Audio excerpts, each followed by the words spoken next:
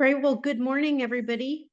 Welcome to our Friday Share, part 1 of 2.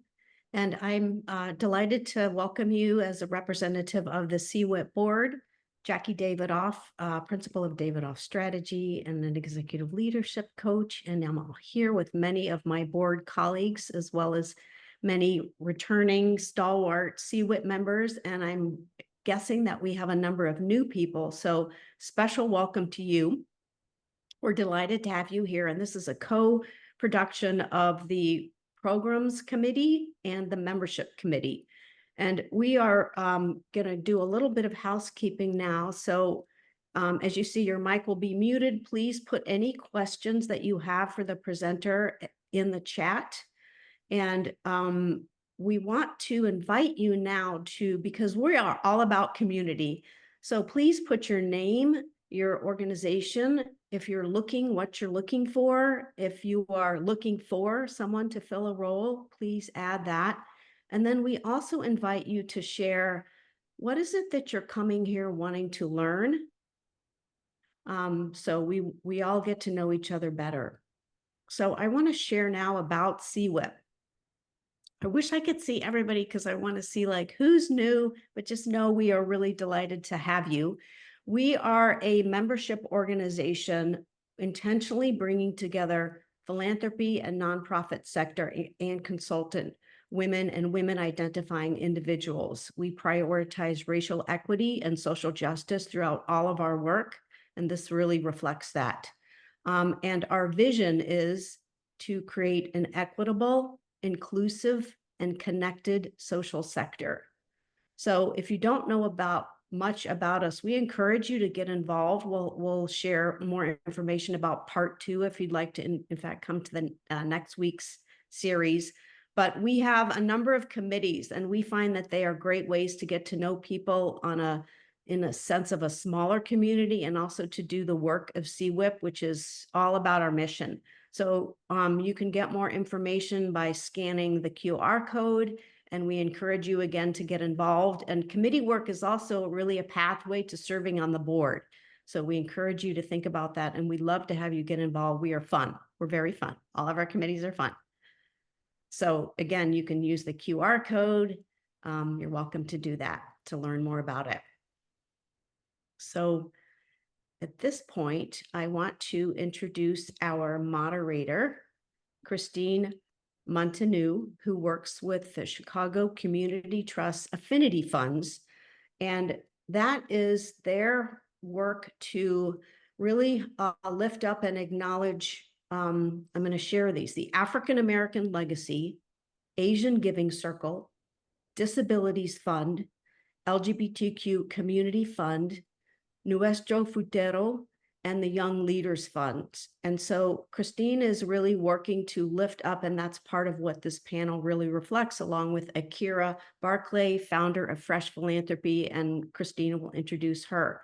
And prior to joining the Chicago Community Trust, Christine worked at Northwestern University's Multicultural Student Affairs Office, providing programming, advocacy, and advising for their students of color, LGBTQIA students, and Native and Indigenous students. And previous to that, she worked at the Japanese American Citizens League. And she's awesome, and we're delighted and honored to have her. So before we turn it over to her, I want to also invite you. We're going to put up a very quick poll so we can all know who each other is. And we'll just take a second to do that. I will go on mute and then hand it over to Christine. Okay, we're going to go ahead and launch the poll. You should see it on your screen right now. Go ahead and make your selection. I will read the poll too. The question is, what is your current or most recent role in an organization? Options are fundraiser development officer, grant maker program officer, executive director, board member, program staff, or none of the above. And we'll give everyone a little bit of time to go ahead and select your answers. All right, a couple more seconds, and then I'll share the results. We still have a couple of answers coming in.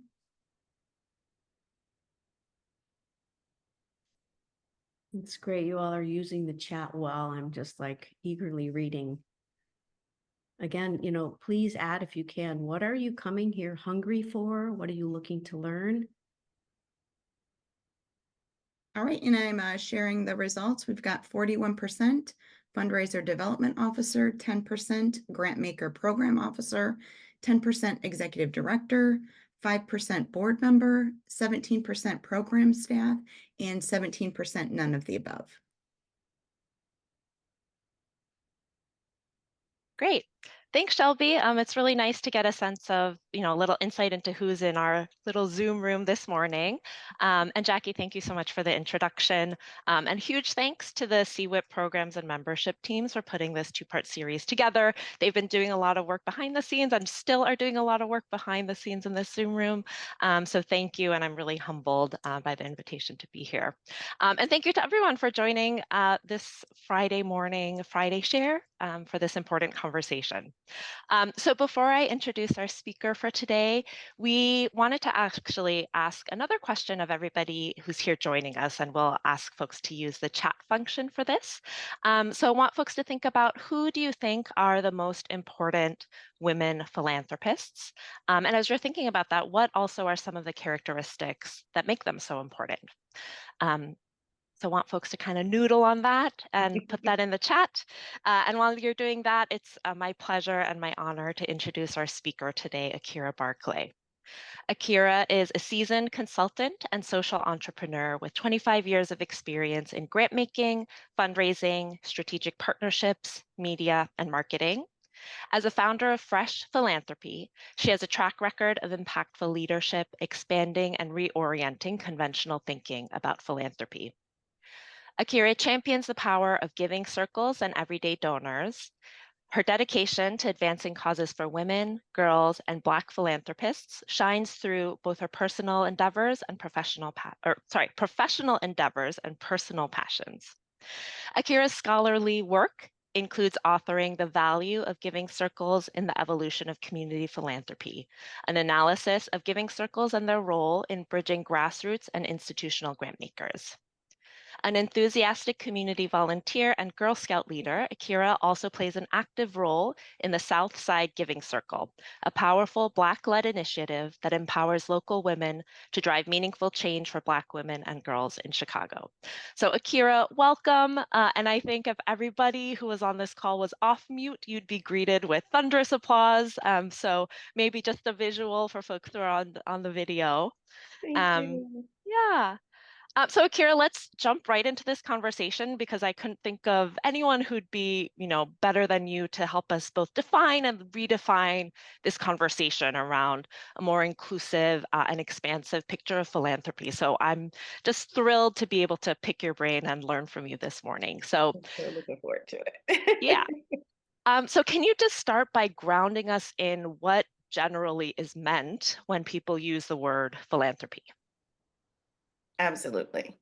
So we want to start at the ground level, the very basic, the love of humankind, the love of what it means to be human. I also always include, because I want people to think about all those things that make us human and humanity. And so that's a fairly easy concept to grasp, right? Mm-hmm. So it's also the most inclusive definition.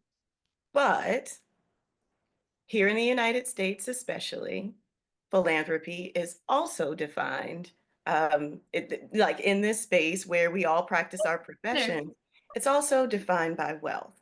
So Mm-hmm. fundraising, grant making, sometimes volunteerism, but this common definition that we work with, um, right off the bat, you see Yeah. we we're no longer focusing on the humanity. Mm-hmm. So when we use the definition that is based on wealth, immediately that excludes anyone who doesn't have it in great quantities. And Mm-hmm. so we get a field where uh, high net worth ultra high net worth, all these terms that we're familiar with, then becomes what we think of as philanthropy. The high net worth donors become who we believe to be the philanthropists. Mm-hmm. So, and that's, and it continues.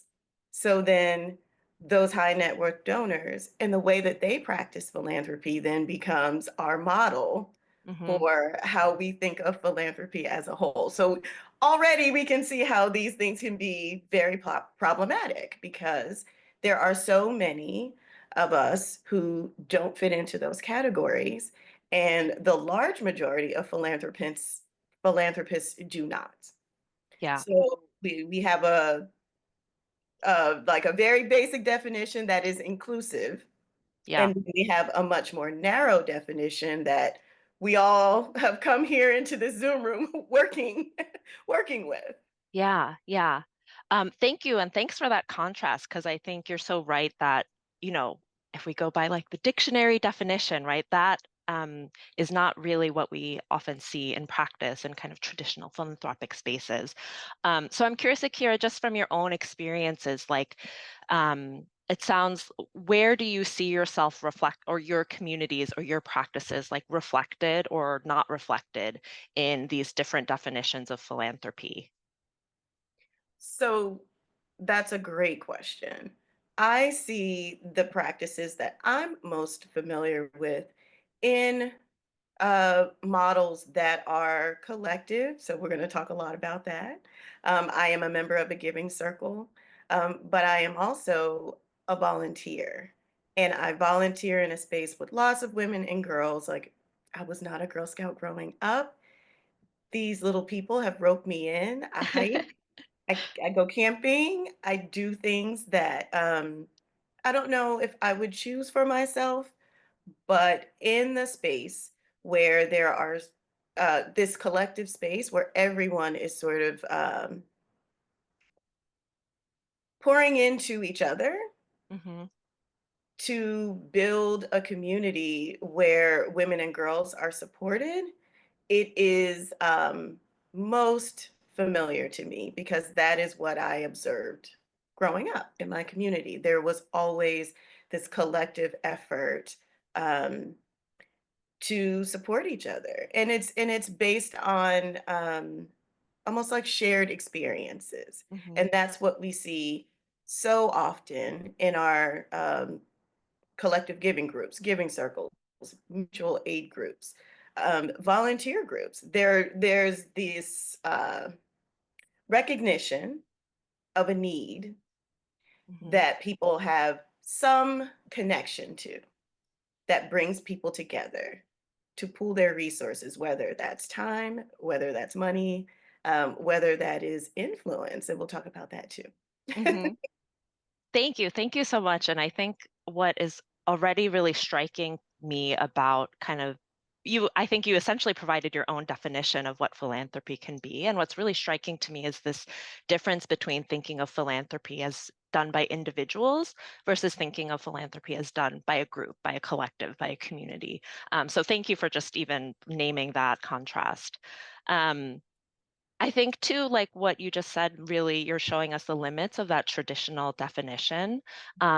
And so can you talk a little bit about why, you know, defining something seems so basic? I feel like often in like, as a kid, when you start an essay, you're like, Webster's defines philanthropy as, and yet I think definitions are so important. So can you talk a little bit about why defining or redefining what we think of as philanthropy, what we think of, and we'll talk about this a little bit later, wealth or power, why just redefining the conversation is important? Yes. So, I mean, words mean things. Like you said, the Webster's dictionary, and we are we live in a time where we hear words being redefined all the time. And the meaning of philanthropy is so powerful because it then determines how we all interact with the concept. Mhm, So redefining philanthropy to go back to the definition that is most inclusive then allows for more influence, more participation, and more power Mm-hmm. by the people, from the people, for the people who are most engaged. So there's a place for this high net worth donor individual approach, um, but it absolutely shouldn't be all that we see. Yeah. There are so many other models that we all probably engage in without even thinking about, but shifting the definition then gives all of these models and all of these participants more of a voice, more visibility, and then ultimately more power Mm-hmm. to determine how philanthropy is practiced. Yeah. Yeah. And thank you for naming power. I think kind of getting back to this vein of defining and redefining, can you talk a little bit about how power is practiced, or I guess, I Mhm. don't know, power, you practice power, you wield power, or you share Yeah. power, but I guess how does power show up kind of in traditional philanthropic spaces? Okay, so let's think about this. Who makes the decisions in our nonprofit organizations? Is it our staff? Sometimes. Ultimately, comes down to our board members. The nonprofit sector typically will take donors, make them board members. Now we have a dynamic where um, they're often lay people in the context of the work that's being done in our nonprofit organizations. And so at some point, I think when we think about how we speak about our work, we're often challenged to present it in a way that is most familiar to, or, kind of aligns with the way things are measured in the corporate sector, because so many of our board members come from that space. The corporate sector also has lots of white men who, we've got a wage gap. So when we start talking about who has the most wealth and how they are oriented and how they understand things, then as board members, and we end up sort of leaning towards that. Mm-hmm. So, think about the terms, the return on investment. If you're in fundraising and development, you start talking about investments rather than donations or support. Hmm. So again, words mean things. Yeah. That is extremely powerful because what's happening is a board member's orientation in the corporate sector then starts to define the way the work of a nonprofit organization is reported and ultimately carried out, because now Hmm. you've got to carry it out in a way that's going to yield results that can then be translated. So I want to just really emphasize um, the power that board members have and the power that comes from, it's essentially, if we only use this narrow definition, eventually we will only give power to those that fit that narrow definition. Hmm. Yeah. And then it becomes kind of this It's cycle, right? cyclical. Because, Yes. yeah, because you have the power to almost define reality in some ways, right? And then it kind of continues. Yeah. Thank you for that. I think one thing I heard too was like power coming to go back to wealth, like power comes from kind of what is traditionally defined as wealth. Mhm. Um, and I think oftentimes in philanthropy, wealth is seen as a scarce resource. And so I'm curious, how can you talk about just alternative models of philanthropy, the collective giving circles, other ways philanthropy is practiced by women and BIPOC communities? How does that reframe or redefine what wealth is and what wealth looks like? Absolutely.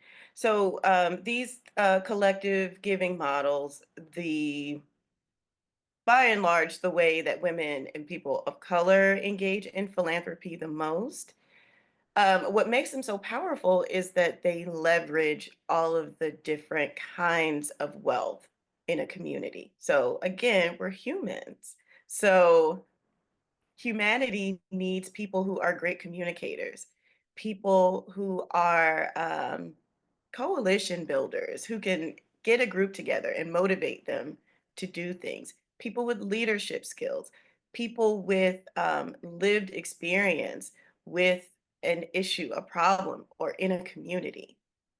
These models value all of that, all of those resources as wealth.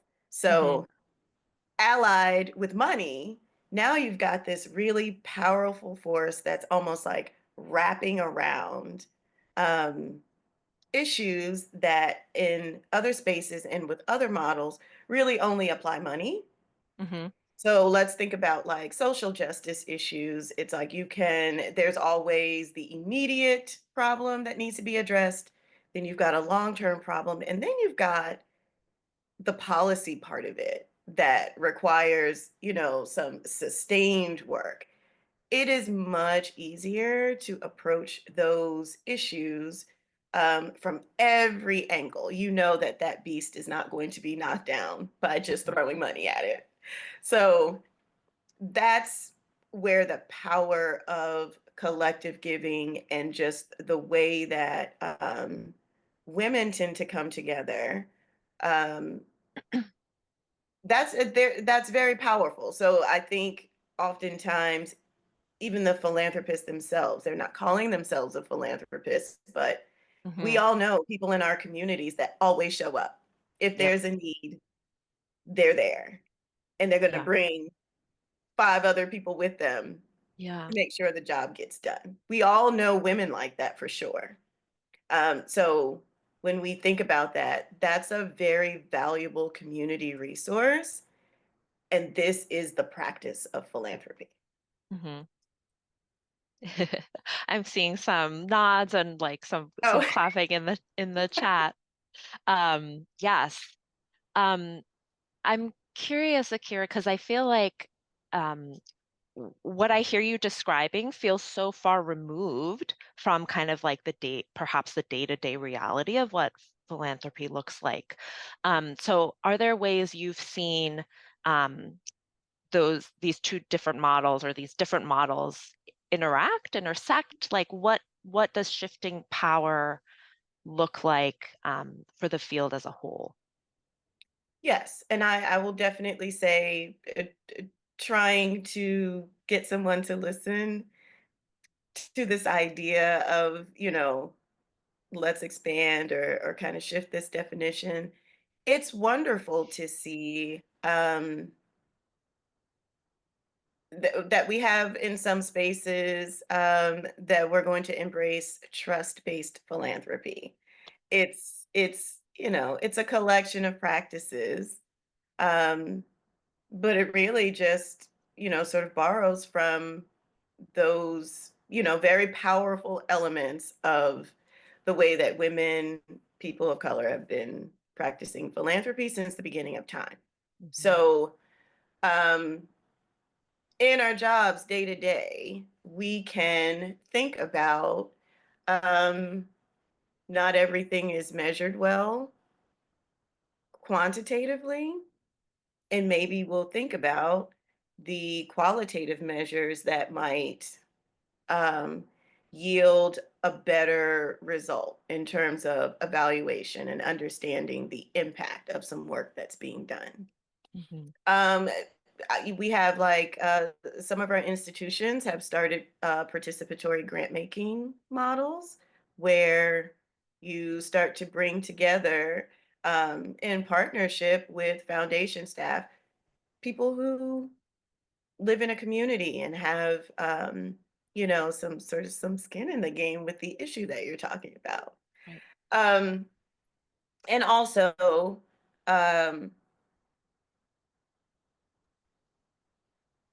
intentional efforts to diversify boards because again, this is our power structure in the nonprofit sector. So is someone going to put effort into um seeking board members that can bring something different or, enhance the community that's already existing in a space. And then, of course, we've got giving circles and the fact that people talk about giving circles in mainstream conversation, that brings me so much joy Yeah. because it's such an uh it's such an accessible way to engage in philanthropy. I always think about like the giving circle that I'm a part of. I donate $1,000, but that impact on the south side of Chicago is far beyond my capacity to Yeah. give. And that's because I do it in partnership and sisterhood often with maybe 40 other women who have the same intention. Hmm. And giving circles can form fairly easily now. We've got um, online tools that can allow you to form a giving circle in a day. Hasn't Amazing. always been that way, Yeah. And then I mean, and it's there are so many other accessible ways, and that's where I see the change. Now, do we value those things that I just mentioned? Do we value them as a whole, like across the sector? Absolutely not, not yet. Hmm. But there are glimmers of hope. Hmm. Well, So, can you say more about that? And I know I don't want to get too much into like the data stuff that I know you'll be covering next week, but mm, tell us about the glimmers of hope. the glimmers of hope is just that trust-based philanthropy is a part of our conversation Yeah. every day. So, when I worked in fundraising and development, you know, in my former life, we talked about donors like eating habits, like 80-20. Like, I'm like, we're talking about people here. Sure. Are you Yeah. Yeah. really saying that a person is only worth 20% of your time and another person is worth 80% of your time? Like, Hmm. these are just the language around philanthropy and philanthropists is Yeah. starting to shift, and I am thankful for that.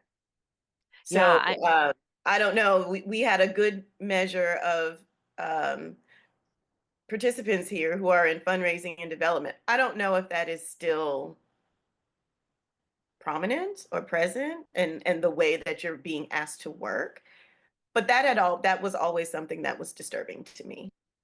Yeah. Um, I was just gonna say, I think, you started with the definition of philanthropy as like about humanity, and yet how dehumanizing some of that yes, language can be. Yeah. absolutely. You Yeah. start talking about people in giving categories, Yeah. major donors, you know, people. And then I think also what I'm starting to see is an effort to capture donors, supporters who would not end up in those kind of Hmm. narrow categories and understand that these people are also valuable to the work that you're doing.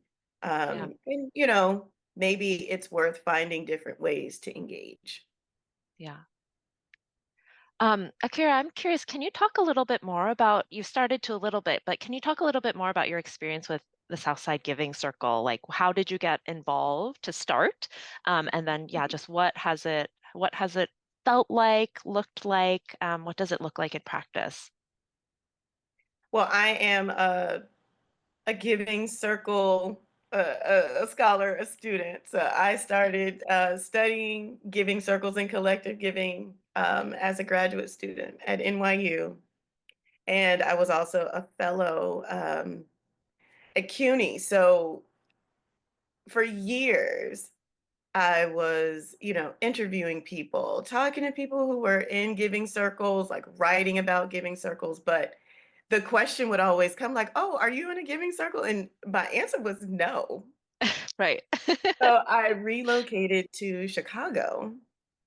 And while I lived in New York City, I was engaged as a volunteer at New York Women's Foundation. Mhm. And so the leader there said, if you're going to Chicago, and you want to get engaged there, and she led me to Chicago Foundation for Women. And so one day I was reading an article about the Southside Giving Circle being launched there, and my heart just like exploded. And I lived in Lakeview at the time, so I was just like, well, how does this work? Mhm. I actually moved to the South Side, and one of Okay. the first things I did was reach out to say that I would really be interested in joining the Southside Giving Circle. So, like most Giving Circle leaders, had an opportunity to meet the founders of the Giving Circle and um, the at like a member gathering, Mhm. and I was in heaven. It was just like, this is Yeah. fantastic. Um, and so I joined, and then I think the following year I became a co-chair. That's how they get you. I was all in. I was all in. Yeah. And since then, that's 2018, 2019. And since then, it has been such a great source of both personal joy, Yeah. but also it has given me so many examples that I can use in my work, um, because it is such a dynamic group, Mhm. especially we should point out that giving circles became more visible at the beginning of the pandemic. And one of the reasons for that is while the institutions were kind of scrambling about what to do, giving circles had the flexibility Yep. to get that money out of the door and meet a lot of those emergency needs. So you Mhm. saw lots of mutual aid groups have more visibility and lots of giving circles. And so, excuse me, I think it brought collective giving into consciousness of like, okay, this is really an important role that Yeah. these groups play.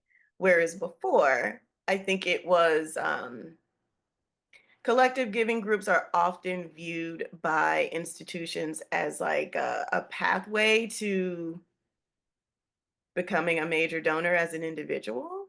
Mm. So it's like it's this training ground, people who are learning about philanthropy while engaging in it.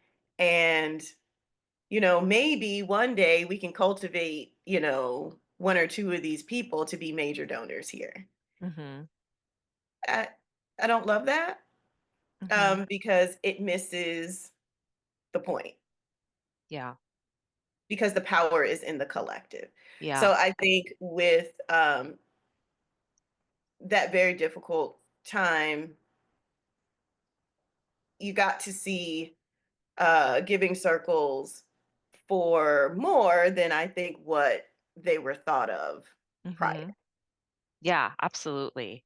Um, did you see kind of with that kind of shift in mainstream attention, how did that change anything for you all in the Giving Circle, or how you practiced, or Well, I know that, resources? yeah, like I know that, CFW is getting more requests to hear from us and understand how we worked. I think also, um, kind of underscores the power of collective giving groups. There was an opportunity for all of the giving circles and councils at CFW to come together to um, increase our impact that much more. Mhm. So it's like you've got these individual collective giving groups who Yeah. then we all sort of kind of came together to bring our resources there. So that was extremely powerful. Yeah. And the act of doing that even continues. So, and before we end, I'll invite you to join us and kind of experience what it is to be in community with all of CFW's giving circles and councils. But there was a spotlight on Yeah. collective giving groups in a way that was different Yeah. because we were able to and chose to respond differently than the institutions. Yeah. And I love the like a collective of collectives, like A collective of just collectives, it is awesome. Yes.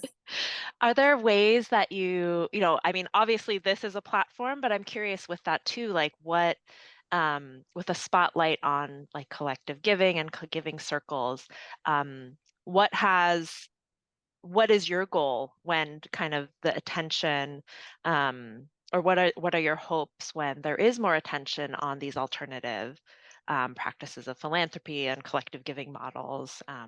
Yeah, what is your hope, I guess?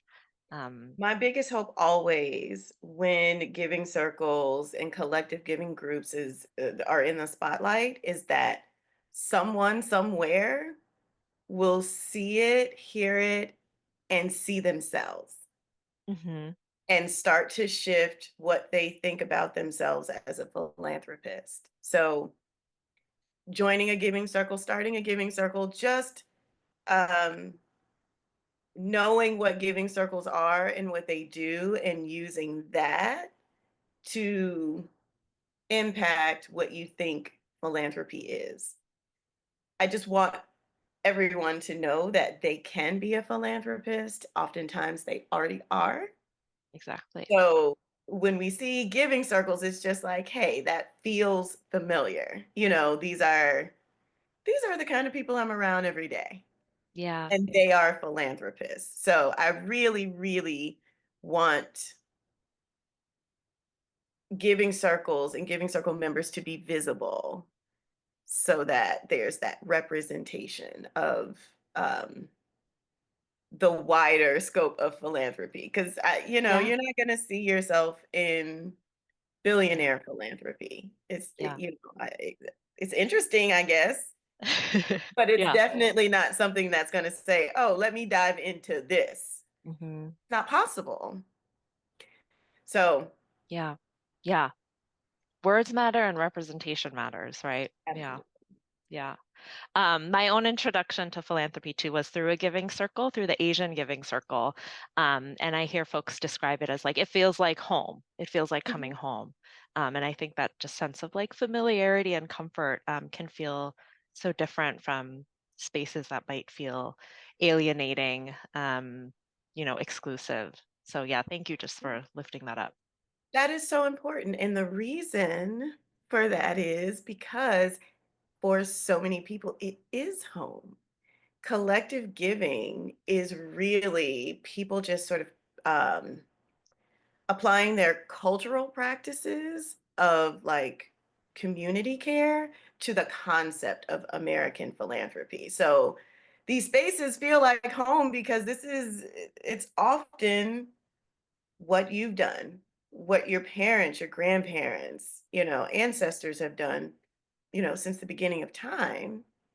Yeah. And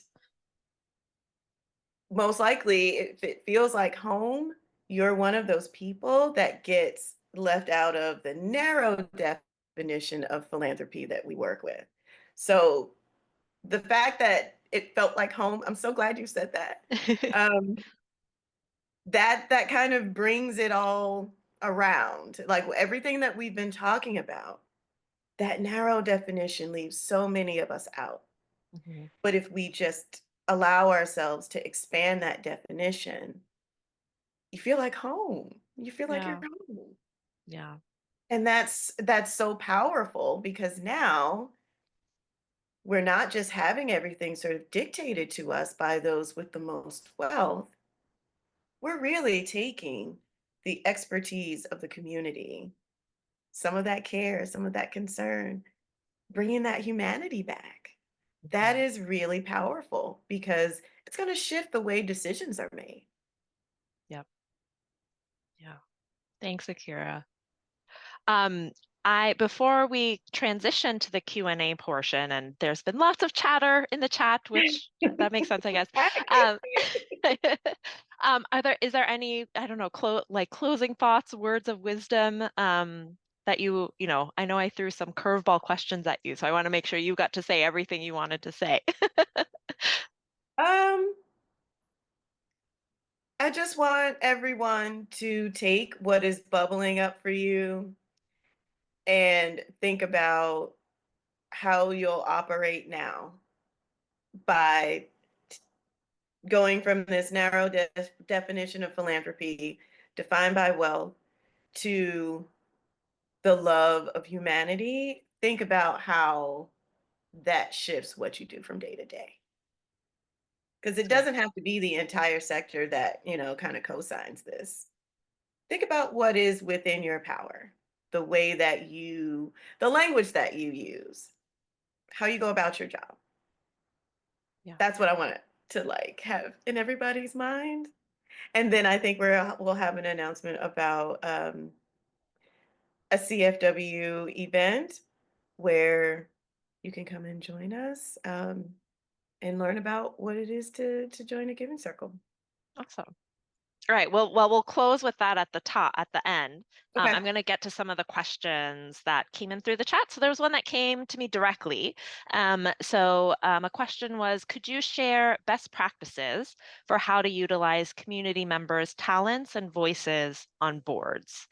So I think thinking about other ways of understanding wealth and giving. With boards, I think it really depends on the work of your organization. So just thinking about the opportunities for your board members to participate in, as volunteers. Um, how are your board members being oriented around the work that you do? So, I mean, we do talk about skills-based volunteerism, but oftentimes that's kind of disconnected from the work of the organization.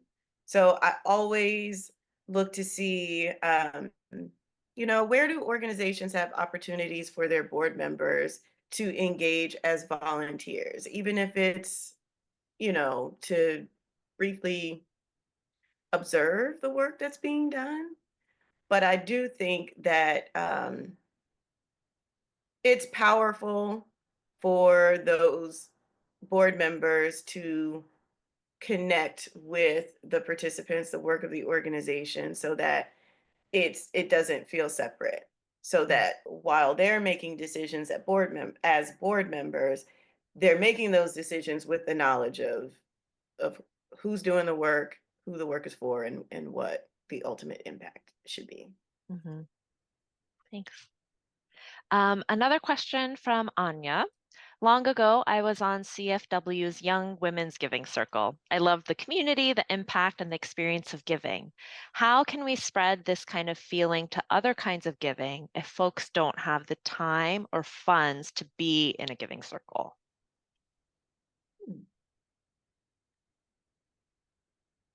I think that at some point, there has to be like a decision of what do you have to give? Because I think everyone has something to give. So if you don't have the time to be in a giving circle, and I don't think it takes a lot of time either. So I think I would love to just talk about that. Like if you're not serving in a leadership capacity, being in a giving circle is pretty low maintenance. It well, at least with the South Side Giving Circle, it's pretty low maintenance. You can kind of engage as much or as little as you want and still be a part of the collective. Yeah. But when you think about your resources and what you have to give, think about how you can be helpful to, let's say, a local organization in your community. Can you show up to an event? It's just like a one-time thing. Can you buy a ticket to something that they're doing, knowing that that ticket purchase then contributes to that organization's bottom line? Can you show up for a day of service? Um, there are so many ways that you can sort of leverage what little bit of time you have or what, disposable wealth you have to share. Um, but, kind of get to know the needs in your community. And then that kind of helps you identify where you can be helpful, where you can be useful. Yeah. Okay. Another question from Lauren. You've spoken about a potential change in language at philanthropies, as well as a diversification of board members. Do you think, is there any evidence of this collective impact changing how work is led or who can lead in philanthropies?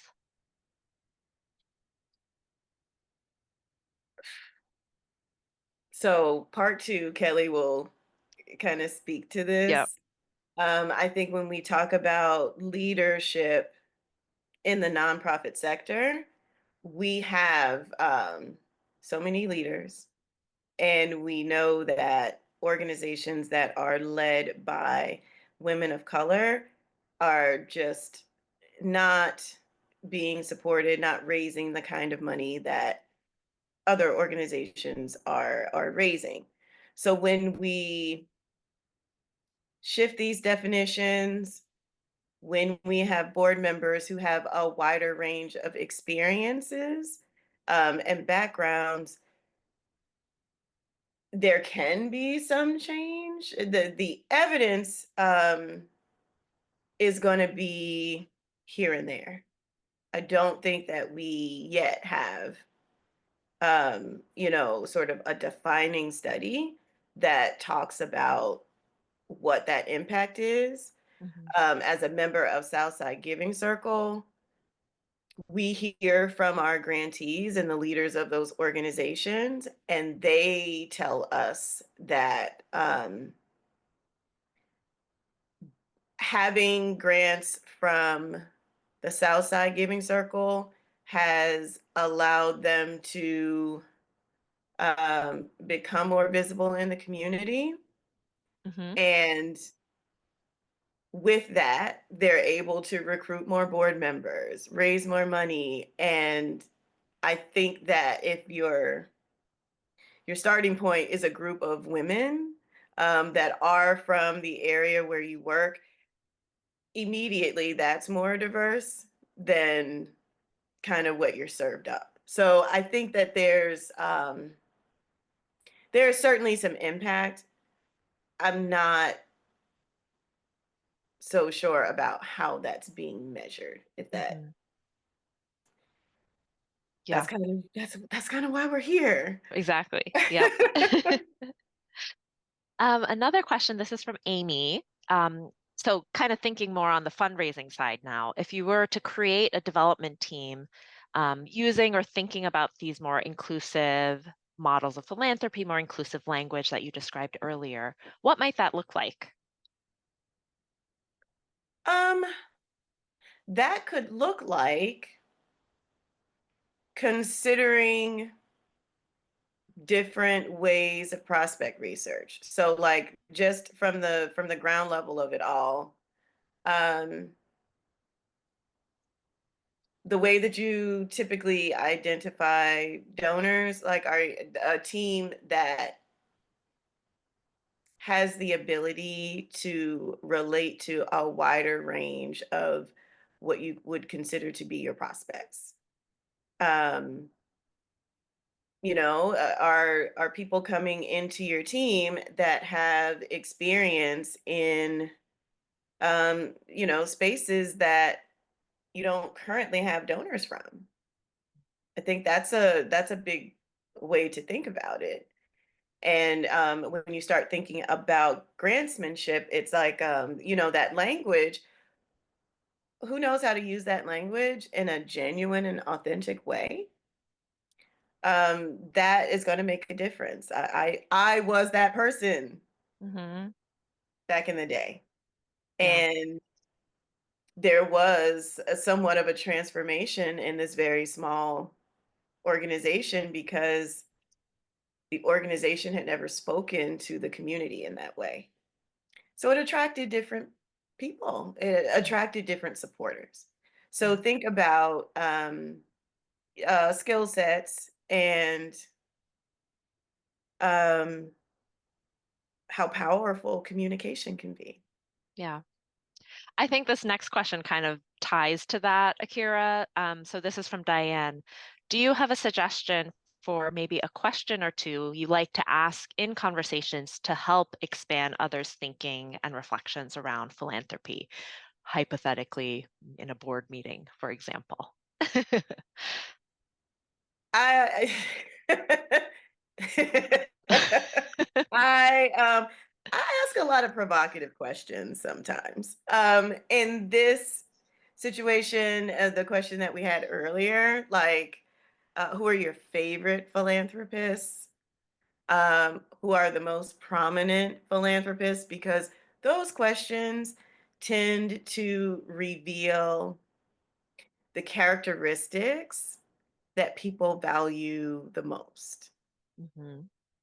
So Hmm. whether it's fantastic wealth, whether it's the area that someone's decided to focus their giving, um, the way that they give and the way that they publicize what they give, it's a question that tends to yield a wide range of answers because it's not just the person, it's not just the philanthropist. Like you can ask me, I'm going to say my favorite philanthropist is Madam CJ Walker, maybe Ida B Wells, Mm-hmm. maybe the Southside Giving Circle, but Yeah. what is behind that is the humanity and Yeah. The values. Yeah. the collective, the value of the collective that is behind, you know, each of those philanthropists. So that's a question. But you've got to be prepared for the follow-up. Right. Right. Yeah. It seems like an innocent question, and then it's like, It let's seems talk like an about innocent that. question on the surface, Yeah. but it could turn into a lot more. You can get to know a person. Yeah. That's awesome. Another question. So looking out 5 or 10 years, how do you see collective giving and or giving circles evolving? Is there anything that excites you or concerns you in some of the trends? Okay, so this is my jam and this is where I live. I should have asked this way earlier. Yes. So what I think is promising, I think that there will be more giving circles. Giving circles will get larger. Um, Maybe people will commit more money to giving circles as the concept becomes more familiar and Mhm. people become more comfortable. What I see that is troubling and that I'm like working on as a professional is where those giving circles are hosted Mm, and the capacity to handle that expanding and mhm, that expansion. So as giving circles get larger, as they give more grants, it isn't the way that giving circles work isn't necessarily in line with the model of the institutions where they're hosted. And mm, so what you see if you study giving circles, that 10-year mark, giving circles kind of start to have growing pains yeah. with um, where they're hosted, carrying out the work. it's a huge volunteer run operation. Yep. So, at the trust and at CFW, there are amazing people like you, and then we have Vanessa at CFW. But most institutions don't have your role. Yeah. So that's a key thing that troubles me. Yeah. And I think we need better alternatives, more tools to allow collective giving groups to most effectively and efficiently do their work. Yeah. You and I can have a whole separate conversation about that, Akira, because I think, yeah, you just described kind of my role. And I think it goes back to what is valued, right? Exactly. Yeah. Exactly. So when we talk about that diet language that we use to talk about donors in 80/20, oftentimes in an institution, a giving circle or collective giving group will be viewed in just whatever the total amount that they're giving. But we just had this whole conversation about all of the other ways Yeah. that these groups are valuable. And so without a way to um, see the value more holistically, Yeah. the collective giving group is always going to be in this space that's outside of the narrow definition of philanthropy. So even with the baby steps of progress that we see, when you think about the way that the institution is built and the way that it works, at some point there's going to be some challenges. Yeah. Well, and what a perfect segue into what you're going to be talking about next week in terms of how we capture data and understand impact. So thank you for that. I know we're at time, so I'm going to, Akira, I think, do you want to plug this event that's coming up? And then I Yes. will mute myself. Okay, so I want to invite everyone here to What is Your Power? And this is one of those amazing times that all of the city-based giving circles and councils at Chicago Foundation for Women are going to come together. We'll talk about all the amazing work that we're doing. You'll get a sense of the energy. It is just like elite vibes, all the humanity. And it's a way to kind of continue the conversation from today. So please join us on October 17th. And I think we'll have the link to register in the chat. If not, I can try to get it too. It's in there. It's in. Yep. Awesome. Thank you, Akira. I'm going to pass it back to CWIP folks to close us out.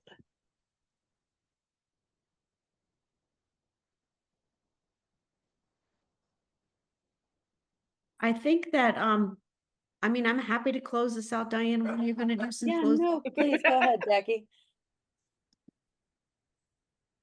Ahead. Okay, sorry, my dogs are now barking. So thank you all. We're delighted. We're so grateful to you, Akira and Christine, and we look forward to seeing everyone for part 2. It's the same time next Friday, 8 to 9 a.m., the 27th. And let us leave with Akira's words. Think about how this expands the way that you approach your day, your week, your moment, and what matters. Thanks, everybody.